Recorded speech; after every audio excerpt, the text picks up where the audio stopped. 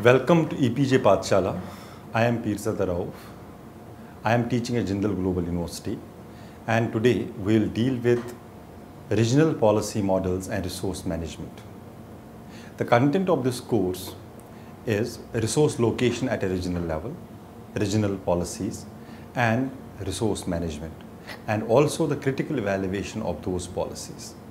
The learning outcome would be understanding the utility of resource location at a regional level, explaining the resource management model in a regional perspective, and also critically evaluating those regional policies in resource management from the stakeholders' perspective. The keywords are region, corporate, state power, models, etc. In resource location at a regional level, we talk about resource location as the first and the major requirement for its management. Location and appraisal of resources were done solely by the first identifier. But with the change in the technology and the mode of appropriation, resource identification and its subsequent management has become the task of ruling arena in the society. The 18th century saw the emergence of nation states. These states, with a well-defined political bondage, maintains a strict sense of sovereignty. There lies a well-demarcated spatial set of state apparatuses. The resources at the national frontiers are no more a cause of bondage between humans and the resources, but it has acted as an ideological tool to manifest the idea of jingoism among the people residing far away from the frontier boundaries. The idea of dividing the earth in artificial cells have turned the humans incapable of being associated with the resources at the world level. The sense of alienation has created a fetish pride in the resource depletion in an enemy state. The known history of humankind has seen a rise of nationalism in the disguise of having control over resources. The rampant war over resources is actually a war of hegemony which belittles the question of resource management and sustainable development. Region is an area. That area which has unique characteristics with regard to one of the natural or anthropological parameters. The attributes of this region can both be human as well as natural, that of climate or of atmospheric pressure. Even the language, the power structure of the government, the religion, and the others such socioeconomic attributes can be of constituent of a region. For example, India, the region of divergent nationalities in which people from different sort of nationalities establish their identity on the given geographical area, and these identities create a different sort of political, cultural or social space. Now, at the regional level, the resource management is also concerned with two or more states as such following problems which may arise. These may be disputes among the states regarding the ownership of resource or resources at the frontier which are an exclusive possession of the state. These possessions are a sort of security, guarantee of the state. Given this scenario, the local control over these resources are belittled, thus hampering the process of resource management at a regional level. The institutions involved in the regional resource management have to face major administrative procedures and clearance from all the states involved in the region. This makes regional level natural resource management a tedious task. This also repels environment-friendly groups to work in a direction of the resource management at this level. Also, the lack of indigenous knowledge in resource management has led to widespread biodiversity loss. These losses are mainly due to excessive state control over frontier resources. Human resources at the frontiers have undergone a dramatic depletion.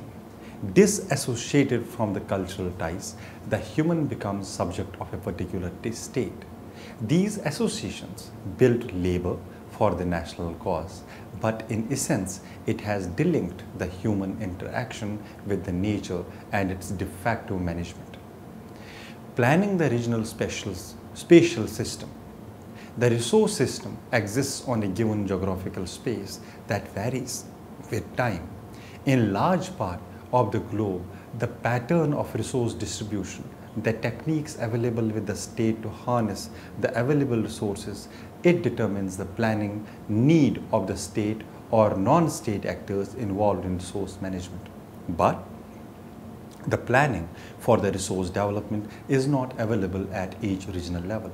The need to develop regional bodies to cooperate for the resource planning and management have been felt by the developing countries and the countries like India. They have been developing integrated resources and this development and certain development models at the regional levels. To implement the neoliberal policies, the government agencies at the regional level are planning the policies related to resource management. In contiguous with the neoliberal policies, certain corporations or NGOs also plan the resource management strategies of the third world states. This has facilitated the resource extraction policies of the imperial capital. This mechanism has made the policy makers to implement industrial friendly methods of resource management. This aspect of development was less than successful since many such prescriptions were not amenable to direct transfer and other required careful adaptation to a new context. Moreover, not uncommonly, national spatial planning was beset by fads and short-lived experiments, by severe conflicts such as those between the proponents of centralization strategies and the advocates of decentralization policies, and by the near universal condemnation of the rate of the third world urbanization that finally led to dissatisfaction with traditional theories of spatial development based on Western concept of center-periphery relationships. Set in motion the search for alternative strategies, particularly during the late 1960s and early 70s in the circle of intellectuals. The program of rural development integrated with resource management can be guiding light for the resource-based sustainable planning. Self-sustaining economic growth and an equitable distribution of benefits of the growth in geographic space cannot occur in the absence of a well-articulated hierarchy of widely dispersed yet closely integrated human settlement.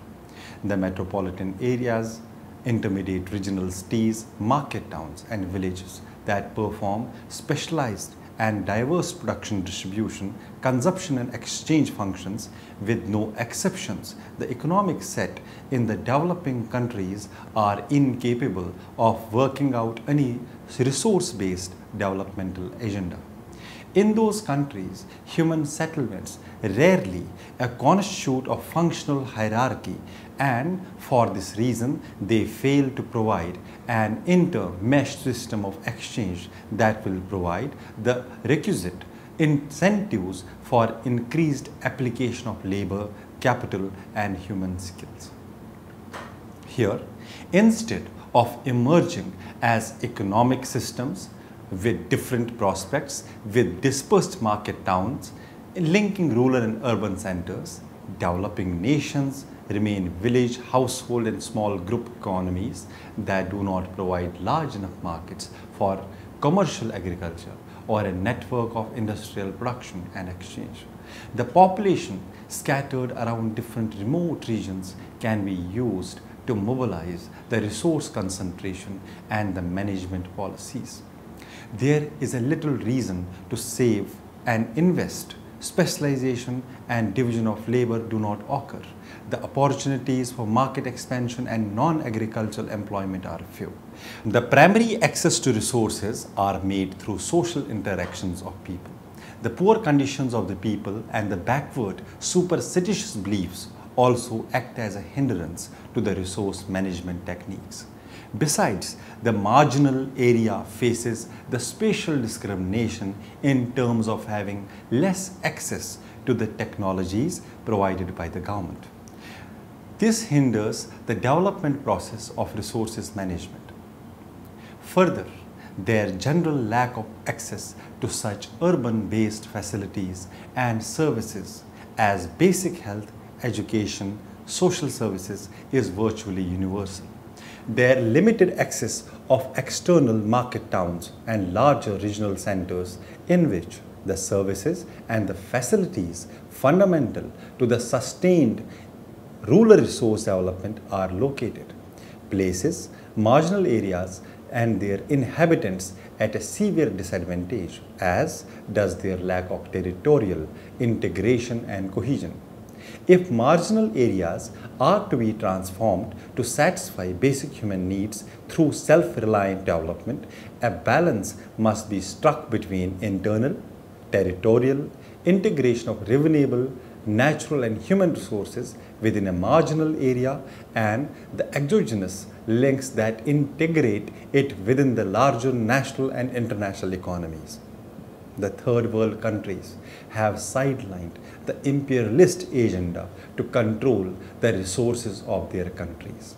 Redistribution alone would do little to overcome rural poverty of the magnitude found in Asia. The need to stress on the growth with equity through the guidelines of developed nation would be a cause of worry to the economy of the third world nations. This, in turn, would require extensive investment in physical infrastructure, services, and productive activities in rural regions located strategically in intermediate-sized cities, smaller towns, rural market centers. The growth of rural service centers that would link towns to rural hinterlands would also be encouraged in order to increase the access of a rural power to basic services and facilities. The need to locate investors at a spatial location is for interest of the imperial capital. The imperial capital expansion in the field of resource management has led to change in the perspective towards management procedures, but there has been an attempt to be resolved by first, the extension of markets for increased agricultural production and other rural resources, thereby raising income for rural families. More widespread distribution of services such as health, education, family planning, and vocational training, the technical inputs needed for increased agricultural production such as new seed varieties, appropriate technology, farm-to-market roads, and rural electrification, as well as communications and transportation.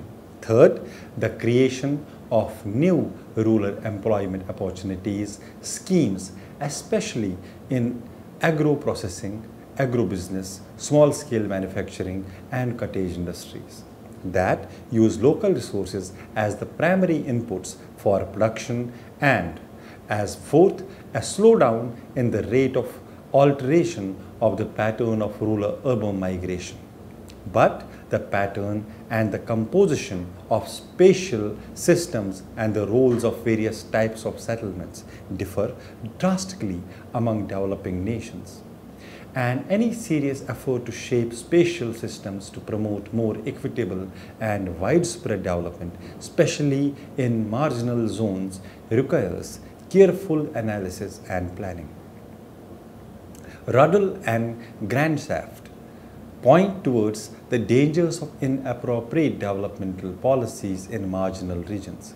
They note that these areas are necessarily ecological marginal zones and that the ecological stability of more populated and developed regions often depends on the stability of the marginal areas.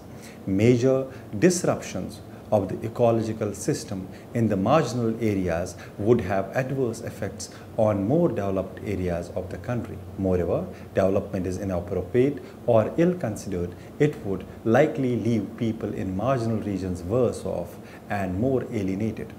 The marginal areas' populations are particularly susceptible to this because their resource system and the ways of life are often radically different from those of more developed areas. They note, I quote, "There is therefore a real likelihood for increased poverty, alienation, and cultural disintegration under conditions of radical disruption." Unquote. In the past, however, spatial analysis of regional development had been constrained by three other problems: the failure to recognize the importance of spatial factors in national and regional resource development, the lack of an operational framework for integrated spatial analysis, and the paucity and unreliability of the data in rural regions for formulating effective developmental plans. The human resource appraisal and its proper management can be done only after building a better regional spatial system. And in another part of the module, we'll be discussing about regional policies and resource management. At the regional level, various management organizations exist. These organizations operate in concert with the state government and at the state level. Following are the major such institutions. European topic, Center for Biological Diversity, the South African Development Community, Regional Environment Center. These all deal with the idea of resource management at a regional level. The main purpose of the topic centers are assist the European Environment Agency in its task of reporting on Europe's environment by addressing state and trends of biodiversity in Europe. Second, to provide the relevant information to support the implementation of environmental and sustainable development policies in Europe and in particular for the EU nature and biodiversity policies. Build capacity for reporting on biodiversity in Europe mainly through the European Information and Observation Network. Also, we have South African Development Community. The main purpose of the organization is to bring spatial justice to the people from the divergent nationality, bringing of economic and cultural integration of the third world nations are to facilitate the resource management programs. The objectives of the organization are to be achieved through direct access to resource based on the principle of sustainability and equity. The objectives of SADC as stated in Article 5 of SADC Treaty 1992 are to achieve development and economic growth, elevate poverty, enhance the standard of quality of life of the people of Southern Africa, and support the socially disadvantaged through regional integration. Second, evolve common political values, systems and institutions. Third, promote and defend peace and security. Fourth, promote self-sustaining development on the basis of collective self-reliance and the interdependence of member states. Also, achieve complementarity between national and regional strategies and programs. Promote and maximize productive employment and utilization of resources of the region. Also, achieve sustainable utilization of natural resources and effective protection of the environment. Also, strengthen and consolidate the long-standing historical, social, cultural affinities and links among the people of the region. The Regional Environment Center (REC) was established by US and the government of Hungary as co-founder. The organization has been and was founded to assist with the transition process in the Central and Eastern Europe and to contribute to the environmental democracy building and cooperative problem solving within the environmental sector. The REC actively participates in key global, regional and local processes and contributes to environmental and sustainability solutions within and beyond its country office network, transferring transnational knowledge and experience to countries and regions. To be able to perform its mission-driven work, the REC needs continued political will translated into the following mandates. Supporting the SEE 2020 strategy, the REC is keen to explore opportunities to regain a clear political mandate to coordinate activities for the implementation of the SEE 2020 strategy under the environmental dimension. The REC would join other similarly mandated organizations working in SEEC, for example the Southeast Europe Transport Observatory and the Energy Community, and contribute its unique added value to the process. Under the SEE 2020 strategy of the Regional Cooperation Council, that is RCC, the mandate of REC as the coordinator of the environmental dimension is to develop and implement new activities supported by EU IPA, multi-country instrument, additional mandates under the different secretaries hosted by REC, such as Themis Network for Natural Resources Management and Combating the Environmental Crime, as well as Regional Desk Office for SEE region under the Environment and Security Initiative, may likewise be extended. Supporting the transformation of Eastern Partnership countries, the REC will build on its experience and proven success in supporting the democratization process and strengthening local and participatory governance in countries that are in transition from centrally planned economies to democratic societies and pre-market economy.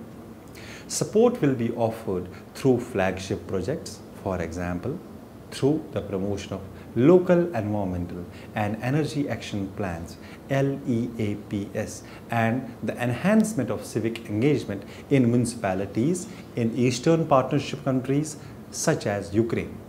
Supporting the implementation of EU policies, the REC needs commitment from its founders, especially the European Commission, as well as major donors and the partners, to support the implementation of respective EU policies on water, waste, urban development, biodiversity and sustainable transport in CEE and SEE regions, and to facilitate partner countries' participation in the respective financial instruments of the European Union. Supporting the transition is to circular and low-level carbon economy. The added value of regional economic center for stakeholders in the CEE region will be in support for the transition to a circular and a low-carbon economy. This includes enhancing the region's climate change mitigation and adaptation capacities and providing assistance with the planning and implementation of this transition. It also involves promoting the sustainable management of natural resources, promoting and facilitating the implementation of post-2015 development agendas adopted by the United Nations development models, which are centric around the sustainable approach of the developmental agencies. The policies of REC have always facilitated the developmental policies across the globe. The agencies have linkage with different groups of both national and international level so as to implement the agendas of the development projects. More specifically, the REC can offer its expertise in capacity building, multi-stakeholder dialogue and action at a local level. The critical evaluation of these policies. The management policies of the regional level have a linkage of state and of the stakeholder in the resource appraisal and management. The problems arising due to interstate conflict have threatened the resource capital of the humanity. The sense of state power and the bureaucratic apparatus attached to every source of resource management has turned every attempt of resource management into a futile exercise. The regional bodies are mostly corporate friendly and have a view of commercializing and commodifying the resource rather than maintaining and sustaining the resource. The organizations like Greenpeace in India have been a victim of state corporate power who acts in concert to exploit the natural resource for expansion of imperial capital. It was reported in Hindu 2015. Hindu is a newspaper. Regional level of policy making minimizes the concept of collective community-based interaction with the nature. The mismanagement of resources by the state with no stake of regional institute in the resource appraisal has turned the resource management and the policy making of the same as a state monopoly, with no concern for its sustainability. The question for the sovereignty has to be linked and more power must be given to institutions involved at the regional level for management and the power to make and implement policies with this regard. The need is to make policies which are more people-centered and which mandate people's participation at all levels. It is only by the people's movement that the power of sovereignty can be undermined. In the summary of this module, we talked about the idea of dividing the earth in artificial cells, which have turned humans incapable of being associated with the resources of the world.